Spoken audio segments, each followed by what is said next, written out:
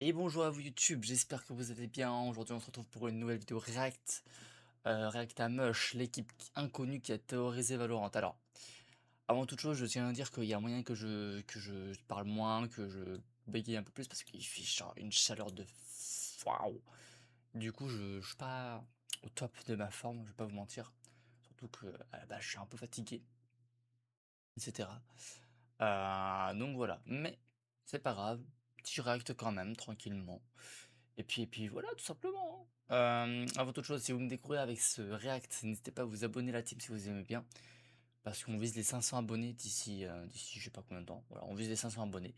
Donc voilà, et sachez qu'on fait tous les Reacts en stream sur Twitch. Voilà. Pourquoi pas sur YouTube? Parce que les streams sur YouTube ça fonctionne pas, du coup je nique sa mère, vraiment, ça me pète les couilles. Voilà. Bref, c'est parti. Finale des Masters de Santiago, le premier tournoi international de l'année où s'affrontent les meilleures équipes au monde.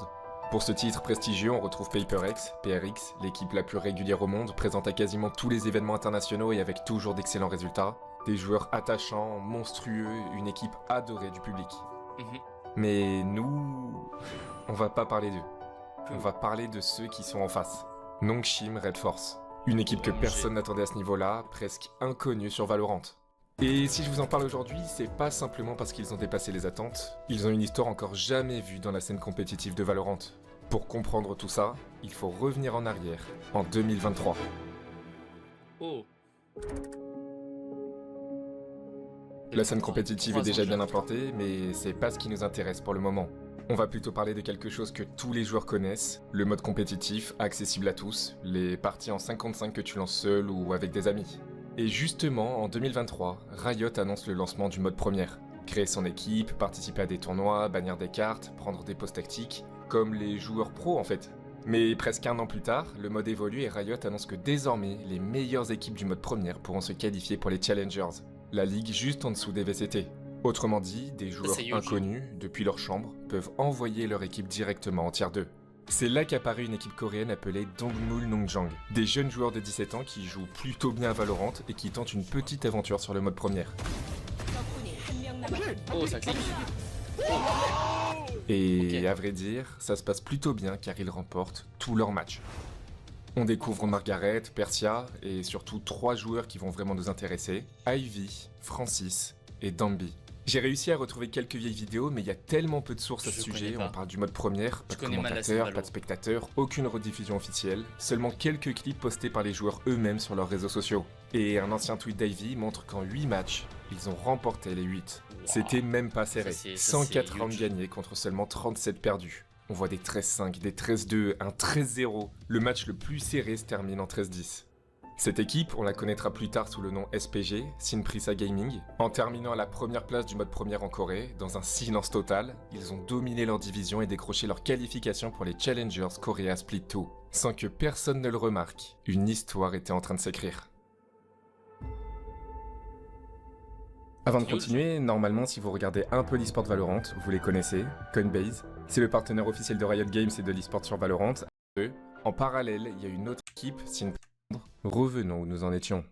Grand respect, hein, Si mais je vous raconte l'histoire de la création d'une équipe, Sinprisa Gaming, des joueurs dans leur chambre qui parviennent à rejoindre le tier 2, en parallèle, il y a une autre histoire qui, elle, est en train de s'effondrer. Un joueur du tier 1 qui voit progressivement sa carrière chuter. Lui, c'est RB, un vétéran de la scène qui a fondé avec d'autres joueurs l'équipe Vision Strikers, la toute première grande équipe coréenne professionnelle sur Valorant. Dès la création en 2020, ils définissent ce qu'est Valorant en Corée. Mais à un niveau qui défie toute logique compétitive. Ils enchaînent une série de victoires qu'on n'a plus jamais revues depuis sur le jeu. 102 matchs remportés, sans la moindre défaite. Sans même perdre une seule carte Ah sur ouais. une année entière. Des Bref, démons. en termes de début sur un jeu compétitif, personne n'a Diablo. jamais mieux fait que Vision Strikers. À ce moment-là, RB, c'est le dueliste de l'équipe, un pilier, il est absolument monstrueux. Mais cette série historique se brise lorsqu'ils perdent un match de qualification pour les Masters de Reykjavik, le tout premier tournoi international officiel de Valorant. Un immense coup dur qui mène au départ de Glow, le capitaine de l'équipe. Vision Strikers continue malgré tout de gagner et atteignent même les Masters de Berlin, leur premier événement international, mais ils s'inclinent en quart de finale contre Gambit. Puis plus tard dans l'année, au Champions 2021, ils sortent dès la phase de groupe face à Cloud9. Le constat est évident, en Corée ils dominent, mais contre les meilleures équipes européennes et américaines, c'est plus la même histoire. Nada. En janvier 2022, Vision Strikers est racheté par DRX, une immense organisation coréenne. L'équipe obtient enfin la structure d'un grand club, et pour RB, le rêve continue. Il va même atteindre le sommet de sa carrière au Champions Istanbul 2022, où DRX décroche une 3ème place. Un résultat très prometteur pour la suite. Sauf que, sans le savoir, pour RB, c'était le point culminant de sa carrière. Lui qui imaginait revenir l'année suivante pour enfin soulever un trophée international, va très vite être rattrapé par la réalité. Et les résultats de 2023 le prouvent, il n'arrive pas à faire mieux qu'une 3ème place. Les analystes pointent RB, disent qu'il a ralenti l'équipe, fait trop d'erreurs et qu'il est carrément devenu le maillon faible. Et au début de l'année 2024, c'est officiel, RB est mis sur le banc, puis il quitte DRX. Pour un joueur qui a connu un parcours hors du commun, c'est une descente aux enfers. On est juste avant le début de la nouvelle saison compétitive et toutes les grandes équipes coréennes sont verrouillées. Genji, T1, DRX, il n'y a plus aucune place disponible pour lui. Alors, RB prend la décision difficile de tenter une nouvelle aventure ailleurs. Pas en Europe, pas en Amérique, mais en Chine, un pays qui vient à peine d'intégrer le circuit compétitif de Valorant. Imaginez ce que ça représente. Un joueur coréen de 22 ans qui parle pas chinois, qui connaît ni leur style de jeu ni les joueurs sur place, et qui accepte malgré tout de tout quitter pour repartir de zéro. C'est ainsi qu'il signe avec Titan Esports Club, TEC, équipe chinoise avec laquelle il va tenter de reconstruire sa carrière. 안녕하세요. 알비 선수. 안녕하세요. 저는 알비 엄마. 네, 중국에 와서 또 다른 경험을 한번 해보고 싶다. 네, 여기 오기 전에 참 마음이 굉장히 안 좋고 많이 그랬는데 여기 와서 보니까 큰 꿈을 갖고 중국에 왔으니까 그 꿈이 꼭 이루어졌으면 좋겠고요. 알비 화이팅! DC 화이팅! De Belliou, les parents. Revenons maintenant à nos joueurs de Sinprisa Gaming, qui s'apprêtent à participer au Challengers Korea Split 2.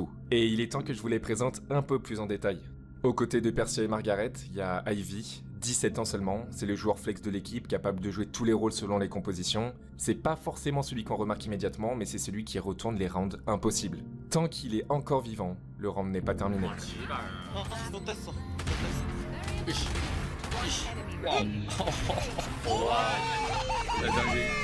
Ensuite, il y a Francis, 17 ans aussi, il joue principalement initiateur, celui qui récupère les informations pour son équipe, mais il a un style de jeu particulièrement agressif, comme s'il était dueliste. Alors il va régulièrement jouer Yoru, très fort dans la prise d'espace et d'information. La méta évolue avec cet agent de plus en plus présent dans chaque composition, alors il va en faire sa spécialité.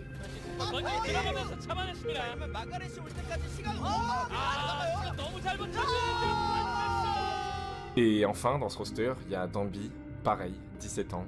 Le dueliste de l'équipe avec une visée impressionnante, un gameplay ultra rapide et surtout, il est terrifiant quand il joue 7 agents. Néon. Son style colle parfaitement à l'agent, il court, saute et glisse dans tous les sens et devient presque impossible à toucher. Qu'il utilise son ulti ou un fusil à pompe, c'est pareil.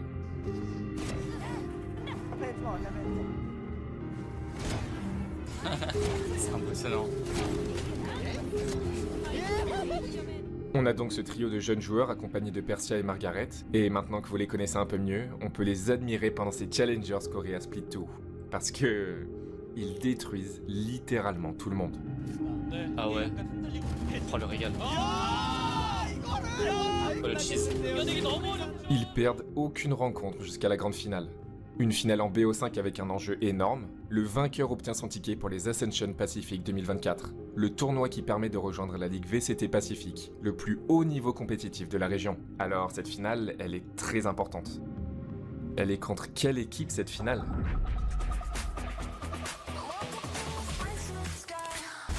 Alors non, c'est pas une pub YouTube, ça fait partie de la vidéo. Voici Nongshim Red Force, une organisation coréenne importante déjà présente sur League of Legends et d'autres jeux. L'équipe appartient à la société agroalimentaire Nongshim et le logo de l'équipe fait référence à Shin Ramyun, leur célèbre marque de nouilles instantanées. Si tu manges des nouilles coréennes, tu connais Shin Ramyun. Et si je vous les présente... Théoriquement, si je mange des nouilles coréennes, je finance le salaire de diable, du coup. Et la DC de Nongshim. Je kiffe trop Diable, c'est un de mes ADC préférés. C'est parce qu'ils auront leur importance, vous vous en doutez. Bref, c'est l'équipe qu'il faut battre pour décrocher son ticket pour les Ascension.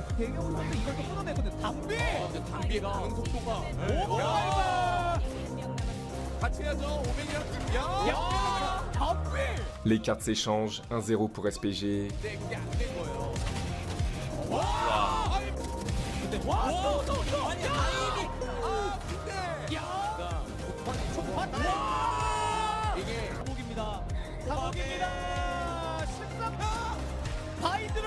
Et parmi les joueurs de Nongshim Red Force, il y en a un qui se démarque. Le plus jeune de tous, X-Ross, à peine 16 ans, et tout en haut du tableau des scores.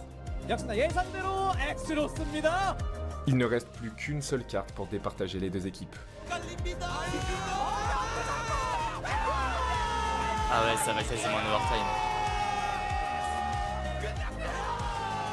C'est SPG qui Au gagne. final, SPG remporte cette dernière carte 13-10 et décroche son ticket pour les Ascension. Le tournoi qui peut absolument tout changer. Parce qu'on a vu des histoires incroyables naître grâce aux Ascension. Gentlemate, G2, BBL, des équipes qui ont réussi à rejoindre le tier 1. Et une fois arrivé aux Ascension, c'est pareil. Sinprisa Gaming écrase toutes les équipes.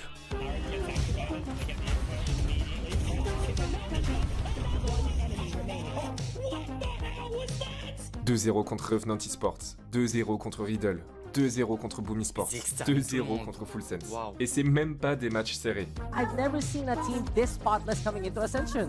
Alors SPG arrive en finale des Ascension contre Boom Esports, qu'ils ont déjà battu assez facilement plus tôt dans le tournoi.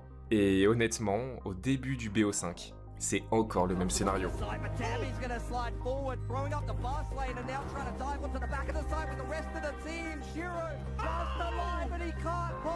Waouh, un SPG rouleau domine compresseur. et mène Boom 2-0. Ils n'ont toujours pas perdu la moindre carte dans tout le tournoi. Mais il y a un détail important, ces Ascension se jouent à Jakarta en Indonésie, et Boom c'est une équipe indonésienne. Alors toute la salle est derrière eux. Plus de Tu 2000 m'étonnes. personnes présentes contre SPG.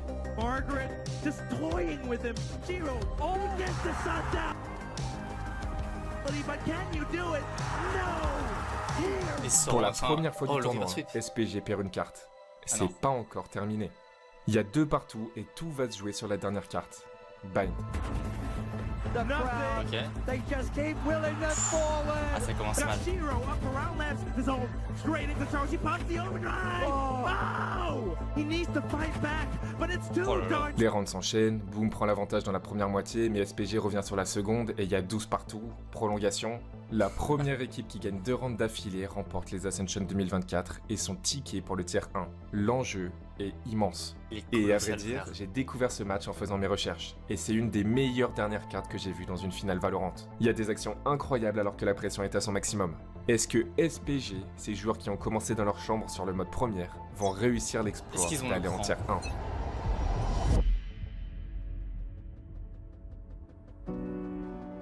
Petite edit là En vrai. Retour en Chine, pour Très bien. voir comment se passe l'aventure de RB, lui qui a tout quitté pour tenter un nouveau projet. À vrai dire, cette année 2024 est très difficile. Aucun Ah. bon résultat contre les autres équipes chinoises. Ils sont bloqués dans le bas du classement et l'expérience de RB ne suffit pas à les relever. Après l'aventure des RX, il n'a pas réussi à rebondir. Lui qui rêvait d'une grande carrière internationale, le rêve n'a jamais dépassé les frontières de la Corée. Et je vous ai seulement parlé de son parcours sur Valorant, mais en réalité ça fait depuis 2016 qu'il poursuit ce rêve. Waouh. Vas-y, on passe ça, gars. Guardian versus Taco. It may just be destined to be Luminosity winning their first major championship. RB regarde une compétition sur Counter-Strike et voit les joueurs s'affronter dans les majors. Il voulait devenir comme eux. Sauf que Counter-Strike en Corée, presque personne n'y joue. Tu Mais m'étonnes, ça y l'arrête a pas. personne Et il joue qui jusqu'à signer son premier contrat pro dans une équipe appelée Icarus. Une équipe dont vous avez jamais entendu parler, et c'est normal. Pas de visibilité, pas de vrai salaire, tu joues des tournois à 500 $ à partager à 5. Pendant 2 ans chez Icarus, il s'entraîne dans l'ombre jusqu'à rejoindre la plus grande équipe coréenne, MVP PK. Là où il pense que sa carrière va décoller sur CS, c'était en fait tout l'inverse qui allait se produire. Car à ce moment-là, en 2019, Counter-Strike est sur le point de mourir en Corée. Plus de sponsors, plus de tournois, la scène entière s'effondre. Pour RB qui vient de passer 4 ans de sa c'est vie à triste. construire une carrière sur un jeu qui disparaît, c'est un énorme coup de massue. Vous le comprenez, l'histoire de RB, c'est celle d'un joueur qui n'a pas arrêté de courir après son rêve de devenir un grand joueur professionnel, et qui a vu ce rêve lui échapper au moment où il pensait enfin y arriver. Ce passage en Chine ressemble presque au dernier chapitre de cette chute. Peut-être qu'il est temps pour lui d'arrêter Valorant. He's waiting. The traps all over the place. NC Slasher hops over, but he's J'arrête le suspense. On retourne à notre finale entre SPG et Boom. Prolongation, Ok. à quelques rounds seulement de rejoindre le tier 1, ou de devoir tout recommencer. SPG mène 13-12 et Francis gagne presque le round de la victoire en 1 contre 5, mais ils réussissent à l'arrêter. Tout est relancé. Dommage. Puis Persia trouve 4 kills pour reprendre l'avantage, 14-13, mais Boom lâche rien et réussit toujours à égaliser. Et cette fois c'est très dangereux car ils vont même prendre l'avantage, 14-15. might just fend them off. Debbie comes in.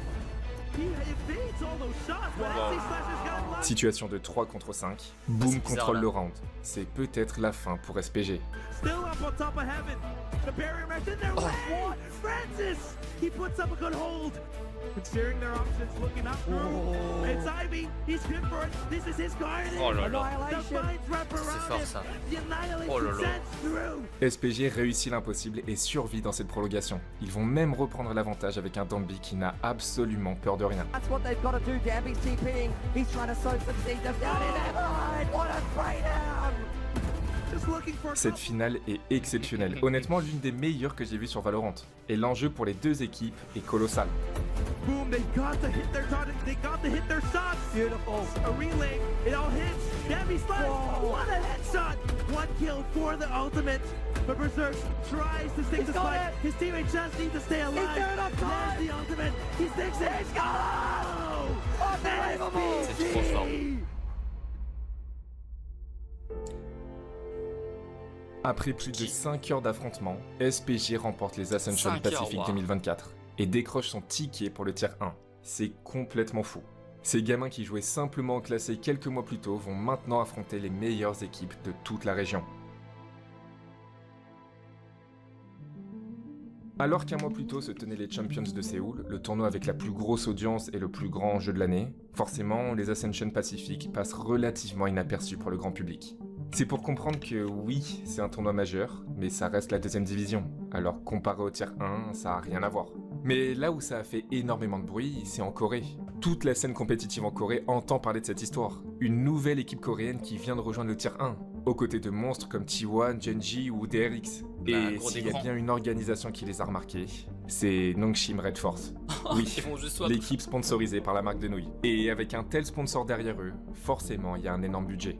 2 mois après les Ascension, Riot Games annonce officiellement que Sinprisa Gaming est racheté par Nongshim Red Force. Incroyable. Qu'est-ce que ça change? Ça reste la même équipe, mais sous une nouvelle bannière, avec plus de moyens, plus de structure, plus de tout. D'une certaine manière, Nongshim Red Force vient d'acheter son entrée en tier 1. Mais si depuis le début tout semblait presque facile pour ces joueurs, là, ils se retrouvent face à certaines des meilleures équipes du monde. Et même s'il y a quelques petites victoires, globalement c'est pas suffisant. Et au début de la saison, ils tournent autour de la 6ème place. Ça arrive des résultats moyens, mais dans le circuit, là, eux, ils viennent des Ascension. Ils doivent faire leurs preuves, sinon ils risquent la relégation. Contrairement aux équipes partenaires qui sont sécurisées, Nongshim doit performer pour rester en tier 1. Et on ressent clairement le manque d'expérience de l'équipe, pour qui tout est allé trop vite. Ils jouaient en mode première pour se retrouver 1 an plus tard face aux meilleures équipes de la planète. Alors, pour combler ce manque d'expérience, Nongshim cherche un vétéran. Quelqu'un qui connaît la pression du très haut niveau. Et là, on a la liaison. ça tombe bien, il y en a un qui cherche une équipe. RB. Oui. Il rejoint Nongshim Red Force et remplace Margaret. Un transfert risqué car même s'il a eu de grands moments dans le passé, il sort surtout de 2 années extrêmement compliquées. Alors, lui qui était dueliste devient désormais contrôleur et in-game leader. Celui qui mène les stratégies, prend les décisions. C'est lui qui va prendre ces jeunes joueurs talentueux mais encore inexpérimentés et leur apprendre ce qu'est réellement le très haut niveau. Les deux histoires qu'on suivait en parallèle vont enfin se rejoindre. Malheureusement, il n'y a pas assez de temps pour que tout fonctionne immédiatement. Il y a il y a quelques du mieux. victoires mais c'est pas encore suffisant. Alors ces résultats décevants finissent par entraîner la relégation de Nongshim. Après l'exploit des Ascension pour atteindre le tier 1, l'équipe n'a pas réussi à conserver sa place et doit recommencer. Pour RB, imaginez tout ce qu'il a traversé, c'est une nouvelle désillusion. Cette fois, il retombe officiellement dans le circuit tier 2. Mais, parce qu'il y a un mais, ils ont encore une chance. Car ils sont relégués, mais ils sont envoyés directement aux Ascension, pour tenter une nouvelle fois de remonter. D'ailleurs, au même moment, l'équipe va faire un second changement. Quand Nongshim a racheté SPG, ils ont libéré tous les anciens joueurs de leur précédent roster pour reconstruire autour de cette nouvelle équipe. Jusqu'à là, c'est normal. Mais il y en a un qu'ils avaient gardé. Souvenez-vous, je vous en ai parlé, lors de cette finale le au petit de Challengers 16 ans. entre SPG et Nongshim, il y en avait un qui sortait du lot, X-Ross. À peine 16 ans à l'époque, trop jeune pour jouer en tier 1 où l'âge minimum est fixé à 18 ans, mais maintenant il est enfin éligible. Alors Nongshim décide de remplacer Persia par X-Ross pour cette nouvelle tentative. Mais forcément, après une saison aussi décevante, l'équipe doute énormément, les joueurs se remettent en question, la confiance est touchée. À la moindre défaite, forcément, ça va mal. 팀원들이 그때 이제 뭐 발휘하지 못하는 모습을 보다 보니까 저 개인적으로 좀 많이 화가 났었던 적도 있었던 것 같고, 그래서 뭐 저희끼리 서로 일단 중요한 대회를 앞두고 있다 보니까 다들 감정이나 그런 것들이 좀 예민해져 있는 상태였던 것 같고, 내일이 대회인데 언제까지 실수로 포장할 건지 나는 모르겠어. 잘 그냥 연습이니까 스크림이니까 이렇게 좀 싫은데 그냥 스크림 할 때. 2024 어센션 챔피언 농심이 입장하고 있습니다. 퍼시픽의 여정을 마치고 다시 어센션으로 돌아오게 됐는데요. What the lockdown though? A little bit awkward. Gonna have to fight your way out of it. Paranoia tossed in. Everyone's just dancing around on the floor. A little bit strangled apart each other. So strangled play, but not enough. 3 players online and ready to shoot for Naos, and it's just gonna be the doom of Ivy. Naos says to Nongshim that you're welcomed back to Ascension. This is unbelievable. Surtout que la plupart sont encore très jeunes, pas du tout préparés à gérer une telle pression, de tels enjeux. Il faut communiquer. 못해도 상관없으니까 그냥 자신감 있게 멘탈만 터지지 말라고, 컬링만 예전처럼 해주면은 우리가 알아서 이겨줄 테니까. Plutôt que de simplement rêver et espérer, ils le comprennent petit à petit, il faut aussi se dire la vérité. Qu'est-ce qui va pas? Qu'est-ce qu'il faut changer? Qu'est-ce qu'il faut améliorer? Parce que sinon, même s'ils retournent en tier 1, l'histoire se répétera encore, c'est évident. 결국 형이 오더고 형이 원하는 게임을 하려면 형이 주도적으로 해야 되는데 주도적으로 한다는 느낌이 안 들긴 해 지금. 판타지 포탈은 그 기술이 있어야 하는데 나는 솔직히 냉정히 말하면 너무 없어. 만약에 내가 너의 말을 의견을 듣더라도 내가 최대한 빨리 오더를 할 수 있겠지만 물론 그런 상황이 다음 올 수는 없겠지. 그러니까 무조건 한 칸에 버틸 수 있는 너의 개인적인 기술을 내가 100% 믿어야 되는 거야 그러면? 무조건 이기겠습니다. 무조건 지면 안 돼요. 한 번도 지면 안 돼요. 오늘 무조건 이겨야 됩니다. 오늘 지면은 제가 보기에는 정말 위험해요. Et petit à petit, ça commence à porter ses fruits. Nongshim montre un tout autre visage, plus structuré, plus discipliné, plus dangereuse. Et peut-être encore plus forte qu'avant. Ils se retrouvent encore une fois face à Boom pour récupérer leur place en VCT, au plus haut niveau. Tap onto the spike, Horde not catching, not gathering that information, but now the paint shell's replenished, can go back out onto the line. It's still doable as they hold onto that spike. Danby, the time is denied! It's White Danby is one of the best in the world! France is already in position, he knows exactly where he is, but it's a fantastic catch. And with Ivy opening up with 3, my god, straight through the toxic screen. Someone like RB out with the Hunter's Fury, he's just going to walk in further into the Poison Cloud. He's got an opportunity now, the Paranoia doesn't connect. RB! This could be the biggest play of your career right now if you don't squander this. Shiro opened up nicely, a 6k is what they need. RB! Will he deny? The chance is now, Shiro! Not today! We talk about the Omen being the Undertaker, but Berserks can find one back. It's all onto Danby, trying to bring it forward for this team. There he is! Danby doesn't have the gun out, but it doesn't even matter. He gets the aftershock, the overdrive, moving forward, but it's X-Ross again and again and again. Forcing them out of play, but Ivy is there. It's not going to matter when it's all Nongshim running into the fray, but they might give him the opportunity. Ils sont revenus. Ils ont tout explosé. À Bangkok, en Thaïlande, Nongshim s'impose 3-1 contre Boom et récupère son slot en tier 1. 2 Ascension Pacific remportés d'affilée. C'est du jamais vu dans l'histoire compétitive de Valorant. C'est ce roster qui va retenter sa chance au plus haut niveau. Et RB, lui, rendez-vous compte, il a jamais abandonné. Son histoire s'arrêtait pas avec DRX. Son sommet c'était pas à Istanbul. Pour lui, il a encore quelque chose à accomplir. La renaissance. L'année 2026 débute avec les VCT Kick-Off, où toutes les équipes de chaque région s'affrontent pour décrocher leur place au premier tournoi international de l'année, les Masters de Santiago. Nongshim est de retour. Mais honnêtement, il n'y a pas trop d'attente autour d'eux. Le public imagine des résultats similaires à ceux de l'année précédente, une année correcte mais loin des favoris. Les véritables prétendants au titre, ce sont T1, DRX, PaperX. Sauf que cette fois, quelque chose a changé. Ce sont les mêmes joueurs, mais avec un visage complètement différent. Nongshim commence son tournoi avec une victoire 2-0 contre Team Secret.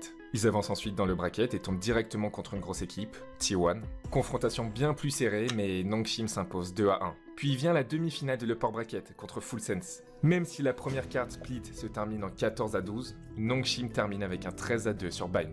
Ils atteignent alors la finale de l'Upper Bracket face à RRQ, un BO5 où le vainqueur se qualifie pour les Masters de Santiago. Le perdant, lui, redescend pour retenter sa chance contre une équipe du Mid Bracket, puis en cas de défaite encore en Lower Bracket. En gros, Nongshim a 3 chances de se qualifier pour ce tournoi international. C'est tout droit. Everybody welcome to Pacific, and it's time to get this best of 5. This is going to be entertaining. Try pause, but Mon yet square on. X-Ross though. Duels though, and with the way that Xferra has been positioned, unfortunately goes down. Nightfall does hit. Oh, and there it goes. No flash, just crouches and finds the headshot. Well, the rest of Nongshim, even with the overdrive, just look to end it all in this round. Have a bit of control, but then here comes Nongshim. Ivy double kill, a third fuse. And Xferro, X-Ross, he's not letting go. Tossed in darts, he's tossed in shots, but Montet sticks it all the way through. But here comes Cushy, jet low HP, but it's been half. And at the same time, RB, K, a singular outline, and that will be it. 3-2. Leur première grande victoire en VCT Pacifique. Qualification directe pour les Masters de Santiago. Le premier événement international de ces jeunes joueurs. Et un retour immense pour RB qui n'avait plus participé à un événement international majeur depuis presque 3 ans. Beaucoup d'analystes pensent que c'est un coup de chance parce qu'on en a déjà vu des équipes qui surprennent avant de disparaître, c'est pas les premiers. Et sur la scène internationale contre les Américains et Européens, ils vont vite revenir à la réalité. Mais ils sont confiants. Nongshim en 2026 n'a plus rien à voir avec l'équipe de 2025. Dambi est devenu une arme inarrêtable sur Néant. On parle déjà de lui comme un des duellistes les plus agressifs jamais vus sur la scène compétitive. Francis, à la base initiateur, a maîtrisé Yoru à un niveau monstrueux pour devenir une sorte de deuxième duelliste dans l'équipe. Ivy, lui, reste fidèle à lui-même, toujours présent dans les moments importants. X-Ross, le jeune joueur qui a dû faire ses preuves avec énormément de pression sur ses épaules, continue d'être impressionnant. Et enfin, RB, l'histoire d'un vétéran qui a traversé toutes les désillusions possibles et changé de rôle pour mener la nouvelle génération au sommet. Alors voilà comment se déroulent ces Masters de Santiago. 12 équipes, les 3 meilleures de chaque région, réunies pour déterminer qui est la meilleure équipe du monde en ce début d'année 2026. Grâce à leur première place au kick-off, Nongshim est directement qualifié pour les playoffs. Et dès leur entrée en playoff, ils affrontent Gentlemate, une équipe que vous connaissez déjà et qui a défié toutes les attentes avec des records battus. Honnêtement, encore à ce stade, même avec de telles performances en Pacifique, personne ne les voit aller loin dans ces Masters. Les pronostics sont clairs, la majorité voit Gentlemate remporter cette rencontre. Mais il y avait un détail que personne n'avait anticipé. Parce que dès cette phase de playoff, les spectateurs, analystes et autres équipes ont découvert à quel point Dambi est terrifiant sur Néon. Ah dommage, il en prend 2. 3. Ça me régale, il met le casse de Squeezie, ça me régale. Voilà. Est-ce qu'on a une reveal Super, tarte le choc dans sa gueule. La Néon elle va le faire, elle va le rendre bouffe. Vas-y. Dommage. Oh le clic droit comme ça. C'est la méta à ce moment-là. Une Néon ultra mobile qui prend l'espace à toute vitesse, surprend constamment et crée un chaos sur la carte. Beaucoup d'équipes utilisent cet agent, mais Dambi, il le fait mieux que tout le monde. De verre, ensemble, please. Les gars, casse-moi, il peut pas faire les deux, il peut pas. Non. Il a pas le temps. Players now from mates getting into position here. Passing possibly can, but then he decides to cross, finds ahead. Forward into the sights, can actually utilize his shotgun. Relay Vulcan up there. Pipo will get his legs cut off beneath him. Martin still here. And Dami gets 2 with a bucky. Francis, however, able to find one, and Dami! He cannot! Première victoire de ces Masters. Nongshim avance et se retrouve face à G2. Et là, attention, c'est pas n'importe qui. Une des équipes les plus dangereuses du tournoi, l'une des plus dominantes en Amérique, et il le prouve immédiatement en remportant la première carte, Abyss, sur le score 13-7. Mais encore une fois, Nongshim est trop fort. Et Dambi est absolument impressionnant. 제 산티아고 진출을 만나서 농심 레드포스의 어떤 맛을 보여주고 싶은지. 매운 맛. Dare take him up this guy! Run! Controlling this space.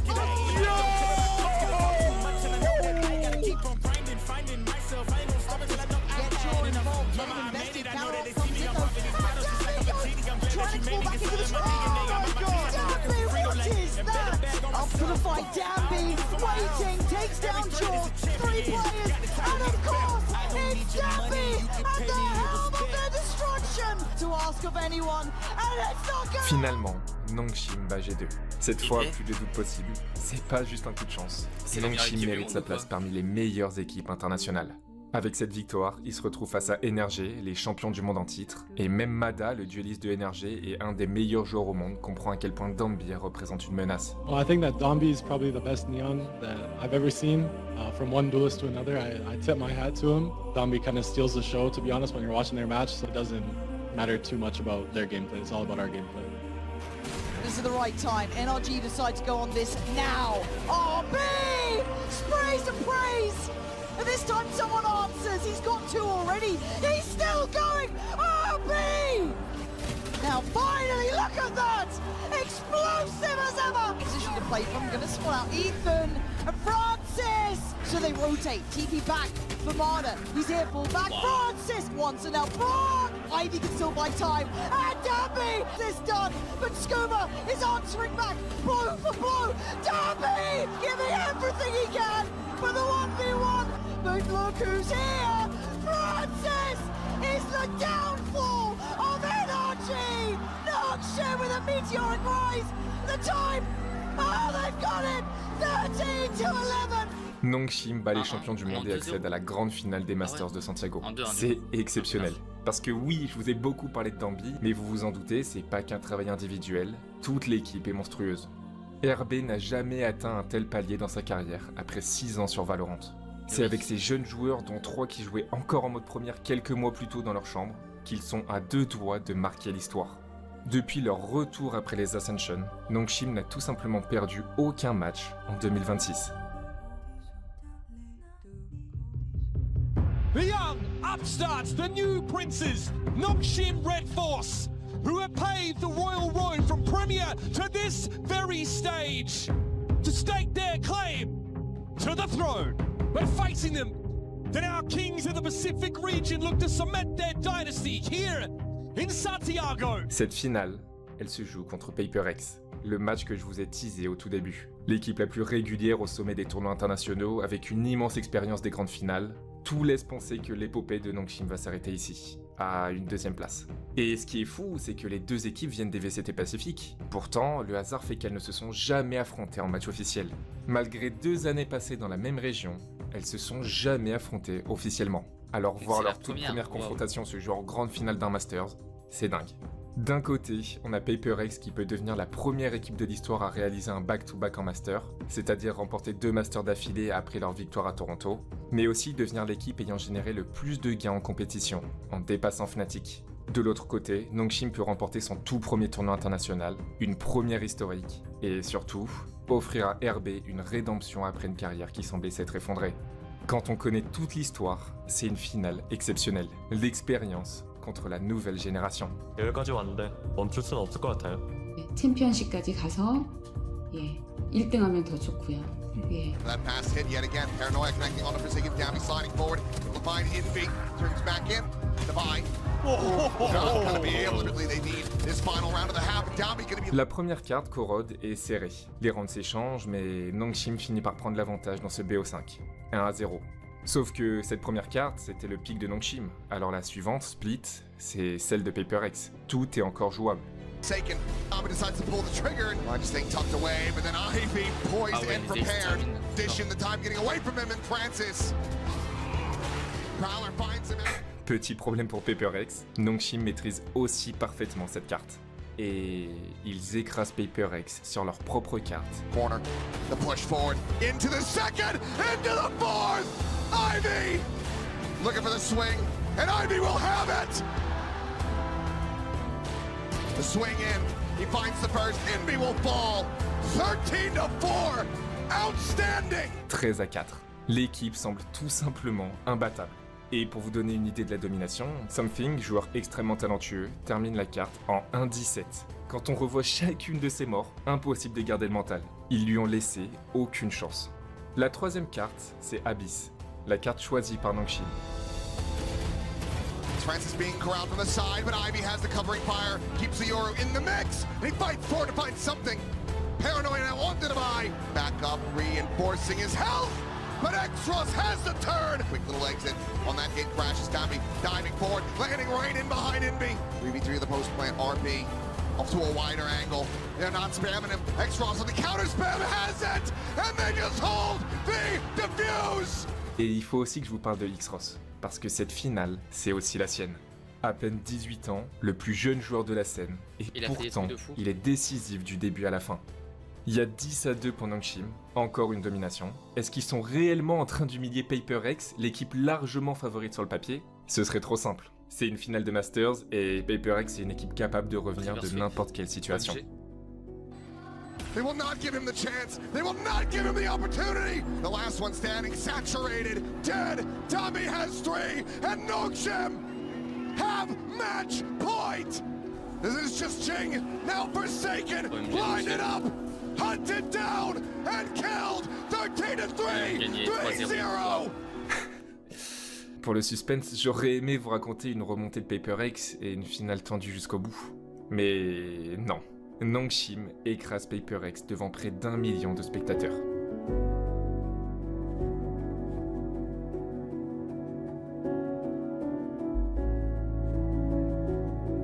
Bah bravo, hein. Grand bravo.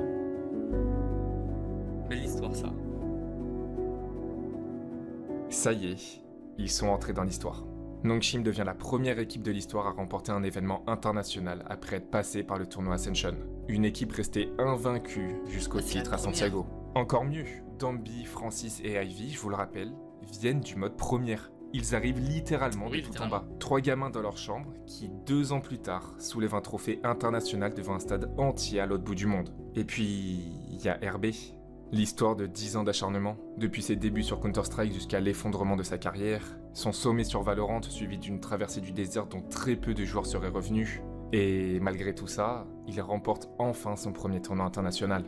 C'est une des plus belles histoires de rédemption que Valorant ait connue.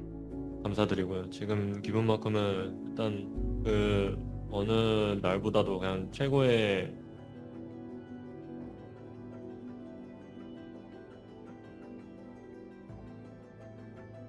Beaucoup aimeraient voir une équipe dominer totalement Valorant pendant une année ou plus, une dynastie, pour montrer une régularité encore jamais vue. Mais Valorant, c'est un FPS qui change constamment. Ouais, de nouveaux agents, de nouvelles cartes, des mises à jour, des buffs et Question des de nerfs, forme et de une momentum. méta qui évolue en permanence. Alors, même pour une équipe qui semblait invincible, impossible de rester au sommet éternellement. Le nerf de Yoru par exemple, ça a complètement bouleversé la méta compétitive. Et de son côté, Dambi a clairement redéfini la façon de jouer Néon. Après ses masters, on n'a jamais autant vu de Néon au fusil à pompe courir de partout. À tel point que la communauté n'a jamais autant demandé le nerf d'un agent. Et pile dans ce timing, pendant que je travaillais sur cette vidéo, Riot a justement annoncé le nerf de Néon, C'est vrai, ça. mais aussi des fusils à pompe. Dambi, indirectement, a impacté la méta d'un jeu entier. Très peu de joueurs peuvent se vanter d'avoir eu un tel impact. Dambi est finalement élu MVP des Masters de Santiago. Son nom est désormais dans toutes les discussions et on peut dire qu'il aura été la meilleure Néon de l'histoire du jeu. Nongshim, c'est l'histoire d'une équipe inconnue qui a terrorisé Valorant et qui montre qu'il est encore possible de rêver. Et que tant que t'as pas dit ton dernier mot, c'est jamais terminé. Vidéo de match, incroyable. Je regarde pas beaucoup la scène Valo et j'avouerai que quand la Carmine ne s'est pas qualifiée, etc., j'ai absolument pas regardé à part pour souhaiter le downfall des Gentlemates. Du coup, j'ai pas vu passer, mais waouh. Bah, je vais peut-être la regarder, hein, du coup, Nongshim. Ça va peut-être les regarder en légende, hein. Écoutez. Pourquoi pas. Bon, la team, n'hésitez pas à aller like la vidéo de Mush, hein, qui est exceptionnelle. Voilà, tout simplement. Moi sur ce, je vous dis passez une bonne soirée tout le monde. Passez une bonne soirée YouTube. Bye, à la prochaine.